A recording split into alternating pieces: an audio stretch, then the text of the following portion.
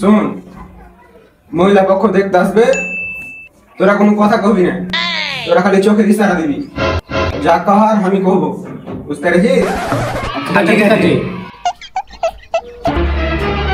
আসসালামু আলাইকুম। ওয়ালাইকুম আসসালাম। বসেন বসেন।